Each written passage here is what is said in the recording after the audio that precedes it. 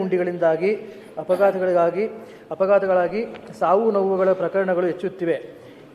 ಇತ್ತೀಚೆಗಷ್ಟೇ ಒಳನರಸೀಪುರ ಪುರಸಭೆ ವ್ಯಾಪ್ತಿಯಲ್ಲಿನ Suranahalli state highway number 8 ಹಿರಿಸೇವೆ Chatnalli ರಸ್ತೆ ಒಳಗೊಂಡಂತೆ ಆಳವಾದ ರಸ್ತೆ ಗುಂಡಿಗೆ ಬೈಕ್ ಇಳಿದು ಪರಿಣಾಮ ಅಪಘಾತವಾಗಿ ಮಹಿಳೆಯೊಬ್ಬರ ಸಾವು ಸಂಭವಿಸಿರುವುದು ನೋವಿನ ಸಂಗತಿಯಾಗಿದೆ. ಇಂತಹ ದುರಂತಗಳಿಗೆ ರಾಜ್ಯ ಸರ್ಕಾರವೇ ನೇರ ಕಾರಣವಾಗುತ್ತಿದೆ ಎಂದರೆ ತಪ್ಪಾಗಲಾರದು. ಇಂತಹ ಘಟನೆಗಳಿಗೆ ಯಾರು ಹೊಣೆಗಾರರು? ಈ ರಸ್ತೆಗಳ ನಿರ್ವಹಣೆ ಜವಾಬ್ದಾರಿ ಯಾರದು?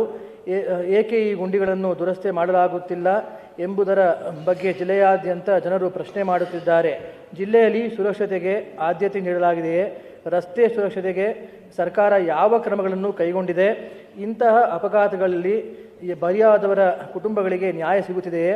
ಬಲಿಯಾದವರ ಕುಟುಂಬಸ್ಥರಿಗೆ ಸರ್ಕಾರ ಸಹಾಯ ಮಾಡುತ್ತಿದೆಯೇ ಎಂಬ ಭರವಸೆಯನ್ನು ಕೂಡ ಜನರು ಕಳೆದುಕೊಳ್ಳುತ್ತಿದ್ದಾರೆ. ಜಿಲ್ಲೆಯಾದ್ಯಂತ ಇರುವ ರಸ್ತೆ ಗುಂಡಿಗಳ ದುರಸ್ತಿಗೆ ಸರ್ಕಾರ ಯಾವುದೇ ಕ್ರಮಗಳನ್ನು ಕೈಗೊಳ್ಳದೆ ಇರುವುದು ದುರಂತವೇ ಸರಿ. ಆ ಭಾಗದ ಕೆಲವು ಜನಪ್ರತಿನಿಧಿಗಳು ಸುಮಾರು 4 ಕೋಟಿಯಷ್ಟು ಹಣ ಮಂಜೂರಾಗಿದೆ, ಈ ಸ್ಟೇಟ್ ಹೈವೇ ನಂಬರ್ 8 ರಸ್ತೆ ದುರಸ್ತಿ ಮಾಡಲಾಗುವುದು ಎಂದು ಸಾರ್ವಜನಿಕರ ಸಭೆ ಸಮಾರಂಭಗಳಲ್ಲಿ ಹೇಳಿಕೆ ನೀಡುತ್ತಿದ್ದಾರೆ. ಈ ಕುರಿತು ಮಾನ್ಯ ಲೋಕೋಪಯೋಗಿ ಸಚಿವರು ಸ್ಪಷ್ಟಪಡಿಸಬೇಕೆಂದು ಹಾಗೂ ಇನ್ನಾದರೂ ನಮ್ಮ ಜಿಲ್ಲೆಯ ಸಾರ್ವಜನಿಕರಿಗೆ ಸುರಕ್ಷಿತ ರಸ್ತೆಗಳು ಸಿಗುತ್ತವೆಯೇ? ಸಾರ್ವಜನಿಕರಿಗೆ ಸುರಕ್ಷಿತ ರಸ್ತೆಗಳನ್ನು ಒದಗಿಸಲು ಸರ್ಕಾರ ಈ ಕೂಡಲೇ ಎಚ್ಚೆತ್ತುಕೊಂಡು ಜಿಲ್ಲೆಯಾದ್ಯಂತ ಇರುವ ನಗರಸಭೆ, ಪುರಸಭೆ ಹಾಗೂ ಪಟ್ಟಣ ಪಂಚಾಯತ್ ಹಾಗೂ ರಾಜ್ಯ ಹೆದ್ದಾರಿ ಇರುವ ರಸ್ತೆಗಳ ಗುಂಡಿಗಳನ್ನು ಮುಚ್ಚಲು ಕ್ರಮ ಕೈಗೊಳ್ಳಬೇಕು.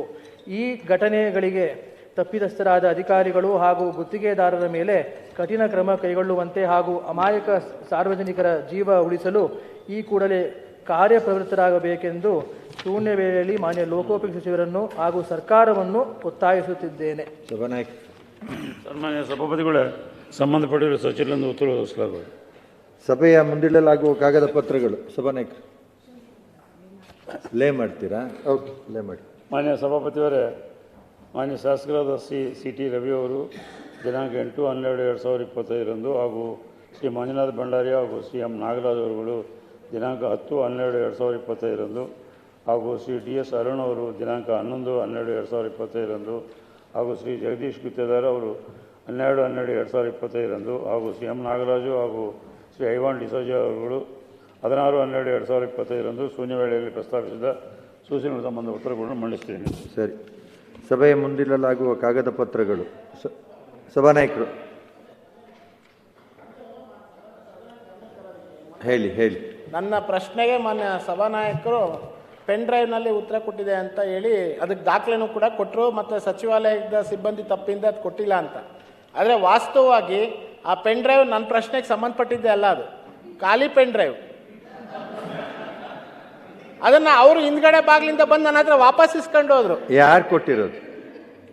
ನಾನು ಅದಕ್ಕೆ ಪತ್ರನೂ ಕೊಡ್ತಾ ಇದ್ದೆ ಕಾರ್ಯದರ್ಶಿ. ಅಲ್ಲ, ನಿಮ್ಗೆ ಯಾರ ಮುಖಾಂತರ ತಲುಪ್ತದು? ನಮಗೆ ಸಚಿವಾಲಯದಿಂದ ಕಾರ್ಯದರ್ಶಿ ಅವ್ರ ಕಡೆಯಿಂದ ಅವರು ಮಾನ್ಯ ಸಚಿವರು ಮಾನ್ಯ ಸಭಾಪತಿಗಳ ಪೀಠಕ್ಕೆ ಒಂದು ಪತ್ರ ತೋರಿಸಿದ್ರು. ಅದು ಅವ್ರ ತಪ್ಪಿಂದ ಆಗಿರೋದು, ನಾವು ಕೊಟ್ಬಿಟ್ಟಿದ್ದೀವಿ ನಮ್ಮ ಕಡೆಯಿಂದ ಅಂತ.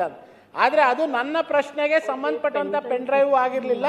ಮತ್ತು ತದನಂತರ ಅವರು ಅದನ್ನು ವಾಪಸ್ ಪಡೆಯುವಂಥ ಕೆಲಸನೂ ಕೂಡ ಮಾಡಿದ್ರು. ಈ ರೀತಿಯಾಗಿ ಆದರೆ ದಯವಿಟ್ಟು ನಮ್ಮ ಅಂದರೆ ನಮ್ಮ ಹಕ್ಕಿಗೆ ನಮ್ಮ ಏನು ಸದಸ್ಯರು ಕೇಳಿರೋದಕ್ಕೆ ಯಾವ ಇಲಾಖೆ? ಗ್ರಾಮೀಣಾಭಿವೃದ್ಧಿ ಇಲಾಖೆ. ನೋಡಿ, ಅಲ್ಲ ಸಭಾನಾಯಕರೇ, ಅಡಿಪಿಆರ್ ನೋಡಿ, ಅಷ್ಟೊಂದು ಬೇಜವಾಬ್ದಾರಿತನ ತೋರಿಸಬಾರ್ದು. ಒಂದ್ ನಿಮಿಷ ಕೂತ್ಕೊಳ್ಳಿ. ಸಭಾನಾಯಕರ ಹತ್ರ ಒಂದ್ ನಿಮಿಷ ನೋಡಿ. ಅಲ್ಲ, ಎಷ್ಟು ಬೇಜವಾಬ್ದಾರಿತನ ಇದೆ ಅನ್ನೋದನ್ನ ಅವ್ರ ಮಿಸ್ಟೇಕ್ ಅದ. ನಿಮ್ಮ ಕಾರ್ಯದಲ್ಲಿ ಅಲ್ಲ, ಕಾರ್ಯದರ್ಶಿಗಳು ಕಾರ್ಯದರ್ಶಿಗಳು ಅದನ್ನ ಕ್ರಾಸ್ ಚೆಕ್ ಮಾಡೋದು ನಾನು ಕರೆದು ಕೇಳಿದೀನಿ. ಅವ್ರೇನಿಲ್ಲ, ಎಲ್ಲಿಂದ ಎಲ್ಲಿಗೆ ಹ್ಯಾಂಡ್ ಓವರ್ ಮಾಡ್ತಾರೆ ಅಷ್ಟೇ.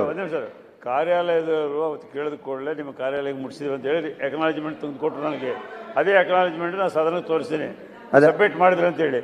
ಆಮೇಲೆ ಅವ್ರು ಕೊಟ್ಟಿರ್ತಕ್ಕಂಥದ್ದು ನಿಮ್ಮಲ್ಲಿ ಏನಾದರೂ ಹೆಚ್ಚು ಕಡಿಮೆ ಆಗಿ ಮಾಡಲಿಕ್ಕೂ ಸಾಧ್ಯತೆ ಐತಿ.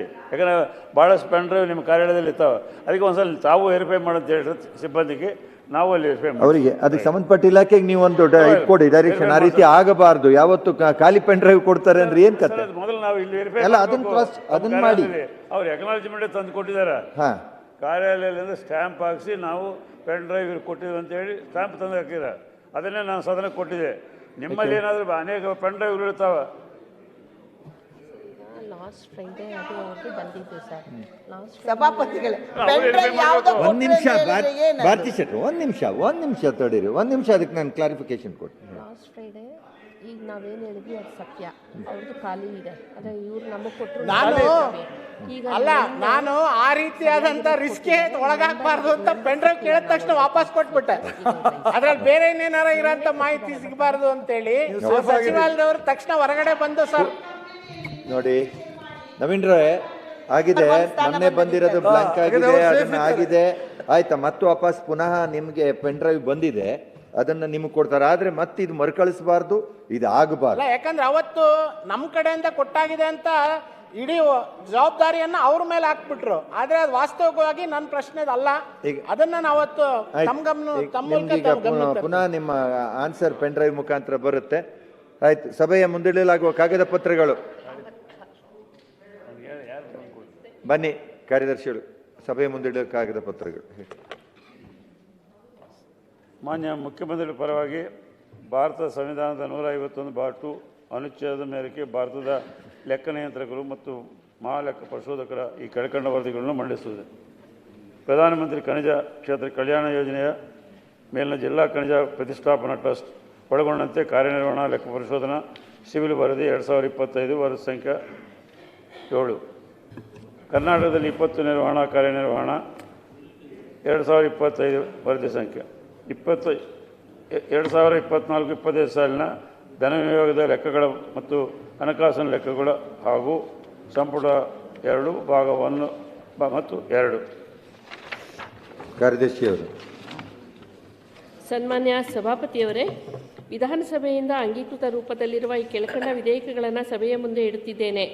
ಚಂದ್ರಗುತ್ತಿ ಶ್ರೀ ರೇಣುಕಾಂಬ ಕ್ಷೇತ್ರ ಅಭಿವೃದ್ಧಿ ಪ್ರಾಧಿಕಾರ ವಿಧೇಯಕ 2025, ಶ್ರೀ ಚಾಮುಂಡೇಶ್ವರಿ ಕ್ಷೇತ್ರ ಅಭಿವೃದ್ಧಿ ಪ್ರಾಧಿಕಾರ ಮತ್ತು ಕೆಲವು ಇತರ ಕಾನೂನುಗಳ ತಿದ್ದುಪಡಿ ವಿಧೇಯಕ 2025, ಕರ್ನಾಟಕ ಹಿಂದೂ ಧಾರ್ಮಿಕ ಸಂಸ್ಥೆಗಳು ಮತ್ತು ಧರ್ಮದಾಯ ದತ್ತಿಗಳ ತಿದ್ದುಪಡಿ ವಿಧೇಯಕ 2025, ಕರ್ನಾಟಕ ಸಿನಿ ಮತ್ತು ಸಾಂಸ್ಕೃತಿಕ ಕಾರ್ಯಕರ್ತರ ಕ್ಷೇಮಾಭಿವೃದ್ಧಿ ತಿದ್ದುಪಡಿ ವಿಧೇಯಕ 2025, ಕರ್ನಾಟಕ ಕಾರ್ಮಿಕ ಕಲ್ಯಾಣ ನಿಧಿ ತಿದ್ದುಪಡಿ ವಿಧೇಯಕ 2025, ಮಲೆನಾಡು ಪ್ರದೇಶಾಭಿವೃದ್ಧಿ ಮಂಡಳಿ ತಿದ್ದುಪಡಿ ವಿಧೇಯಕ 2025, ಬಯಲು ಸೀಮೆ ಪ್ರದೇಶಾಭಿವೃದ್ಧಿ ಮಂಡಳಿ ತಿದ್ದುಪಡಿ ವಿಧೇಯಕ 2025, ಕರ್ನಾಟಕ ರಾಜ್ಯ ವಿಶ್ವವಿದ್ಯಾನಿಲಯಗಳ 2ನೇ ತಿದ್ದುಪಡಿ ವಿಧೇಯಕ 2025.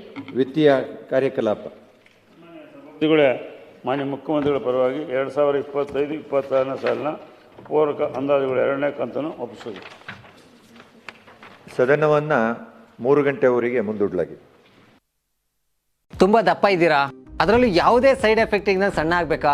ಎಷ್ಟೋ ಜನ ಹೇಳ್ತಾ ಇದ್ರಿ, ಸರ್ ನಾನು ಜಿಮ್ಗೆ ಹೋಗ್ತಾ ಇದ್ದೀನಿ ಆದ್ರೂ ಸಣ್ಣ ಆಗ್ತಾ ಇಲ್ಲ ಸರ್, ವರ್ಕೌಟ್ ಮಾಡ್ತಾ ಇದ್ದೀನಿ ಆದ್ರೂ ಸಣ್ಣ ಆಗ್ತಾ ಇಲ್ಲ ಅಂತ ಹೇಳ್ತಾ ಇದ್ರಲ್ಲ. 100% ಯಾವ ಜಿಮ್ಗೂ ಹೋಗ್ದಂಗೆ ವರ್ಕೌಟು ಮಾಡ್ದಂಗೆ ನೀವು ಸಣ್ಣ ಆಗ್ಬೋದು. ಪ್ರತಿದಿನ ಬೆಳಿಗ್ಗೆ ಸಂಜೆ 2 ಟೈಮ್ ನಮ್ಮ ಜೀನಿ ಸ್ಲಿಮ್ನ ಯೂಸ್ ಮಾಡಿ ಯಾವುದೇ ಸೈಡ್ ಎಫೆಕ್ಟ್ ಇಲ್ದಂಗೆ ನೀವು ಸಣ್ಣ ಆಗ್ತೀರಾ. ಯಾಕೆಂದ್ರೆ ಜೀನಿ ಸ್ಲಿಮ್ಮು ಒಂದು ಉತ್ತಮ ಆಹಾರ.